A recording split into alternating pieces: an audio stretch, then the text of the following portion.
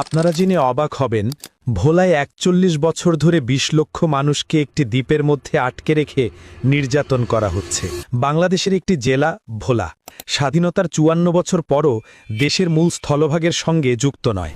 তাই একে ঠিকভাবেই বলা যায় দেশের ভেতরেই একটি বিচ্ছিন্ন দ্বীপ জেলা। ভোলার এই কষ্ট হয়তো ভোলার মানুষ ছাড়া অন্য জেলার কেউ পুরোপুরি বুঝতে পারবে না।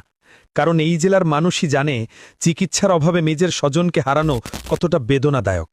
ভয়ঙ্কর কোনো ঘূর্ণিঝড়ের আশঙ্কা হলেই বন্ধ হয়ে যায় নদীপথ, আর এই নদীপথই ভোলাবাসীর একমাত্র যোগাযোগ ব্যবস্থা। তখন জীবন বাঁচানোর পথটাই অন্ধকার হয়ে যায়। অনেকে হয়তো বলবেন সুযোগ পেয়ে আন্দোলন করা হচ্ছে, কিন্তু সত্য হলো এই দাবি হঠাৎ জন্মায়নি।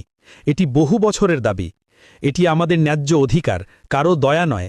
কারণ ভোলার মাটির নিচে রয়েছে লক্ষ কোটি টাকার গ্যাস সম্পদ, আর সেই জেলার মানুষের ন্যায্য বিনিময় মাত্র কয়েক হাজার কোটি টাকার একটি সেতু, ভোলা বরিশাল সেতু।